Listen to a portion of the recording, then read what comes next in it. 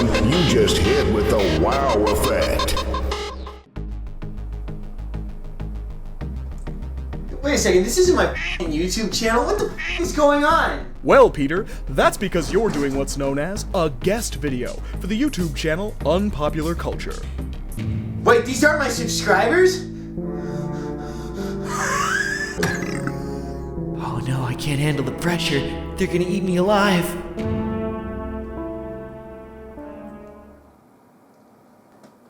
Well, you guys do look like a bunch of nerds, so I guess this could work out.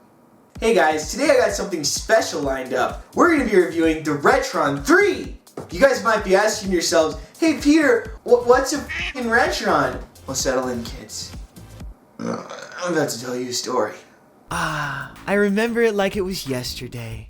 I was taking a trip to Bookman's to pick up a few Sega games when I noticed a system I hadn't seen before in the console section. The section was normally occupied by gray and black systems like the Nintendo and the Genesis, so I was immediately alerted to this brand new, unopened, bright red, square-shaped system covered in weird buttons and knobs. I turned to the attractive cashier and asked, "Hey, what's this red thing?"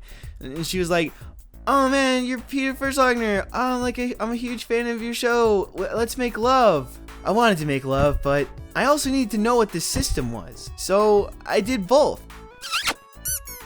So then she was like, "It's called a Retron 3. It's only $35. I was all like, "Hey, I can totally afford that." So I bought it, and she never called me back.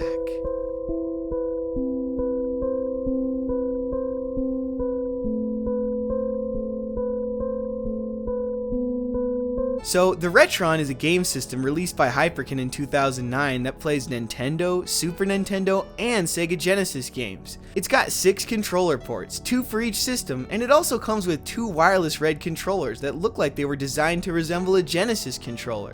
The way the system works is that you've got 3 slots, 1 for each system. A dial controls which game the system reads. You can switch between NES, Genesis, and SNES. The controller ports work the same way. If you've got the SNES selected, the system will read from the SNES controller ports, same with the Genesis and NES. I did notice, however, that the NES and Genesis controller ports are labeled wrong. Probably just a manufacturing mistake, or maybe a conspiracy by the lizard people. Look behind you right now, the lizard people! So this thing is pretty cool. I haven't had any problems with it aside from a strange plastic smell that I noticed after playing a Genesis game for too long. But that's probably the lizard people. The controller is kinda assy though. If I'm gonna be honest, it's pretty annoying to play with. You see, it's not the kind of wireless you'd think. It's more like an old TV remote. You gotta aim the controller at the system in order for the buttons to register, and that's kinda weird when you're used to being able to move your hands and controller about freely. Like for example, if you're a gamer who moves a lot with the action, you're gonna end up fucking up your gameplay at a crucial moment. It also makes using the controller more difficult if your system is like a little to the right of the TV rather than being right underneath it. No one wants to have to aim their controller to the side while playing games. Remember, this system was released in 2009, and I get that they are going for retro, but this isn't the kind of wireless controller you want to be playing your games with. You see, you spoil little shits in your fucking PlayStation 4 controllers. You don't even know what it's like to grow up in the 90s, kid. I'm a true OG, and you're just Wait a second, that's my PlayStation 4 controller. Bro, you're not even fucking retro, faggot. You fucking sold out to the man. Alright, so aside from the issues with the controller, the Retron is awesome. The system doesn't discriminate. It doesn't care if your cartridge is short, or tall, or black. It can even handle all 3 at the same time. Ooh, that's my kind of system. And you can easily switch between games. I can go from playing Zelda, to Jurassic Park, to Castlevania. It takes all 3 controller types, even with the controller of its own, and remember, it's not the worst, it just can be pretty difficult to play with.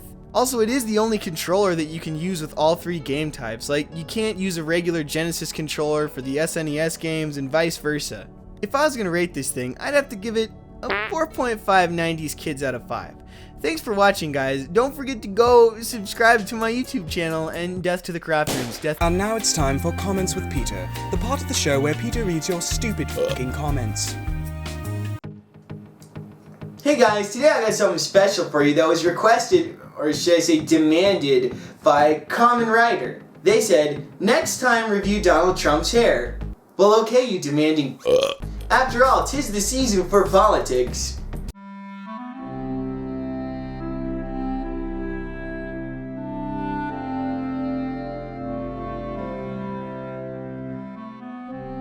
Let's break it down, guys. Like, Dahlon's face is gonna have some wind shear issues because it's not very aerodynamic. If the wind hits him from the front, it's gonna have a lot of lift, and that flap of hair he's got flopped over his dome is gonna catch flight, and then he goes f***ing Super Saiyan Republican. If the wind hits him from the back, he's gonna end up with what is known as the cockatoo effect, where the wind carries individual strands upward along the back of his head. Now, if you look here, we have a variant of the effect where the wind has struck him as he's turning his head slightly. Just like how some people look at the clouds and see different things, you can do the same with Dahlon's hair. I see a llama. Here we see the wind striking at an upward angle, causing what's known as the wave effect. And if you look closely, you can see a few of what I like to call rogue strands.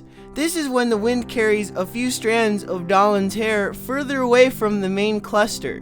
I do admire Mr. Dahlon's taste in ties, though. It looks like he's using the hole strategy to keep some of the wind off of his hair. Some of the wind goes into the suck hole, and that helps prevent hair lift. If I had to rate Mr. Dahlon's hair, I'd give it 2 caterpillars out of 5. Now, I think it's unfair to attack someone without giving them a chance to defend themselves. So, here with us today for an interview is Mr. Donald Trump's hair. Mr. Donald Trump's hair, would you please tell us how you plan on funding the giant wall?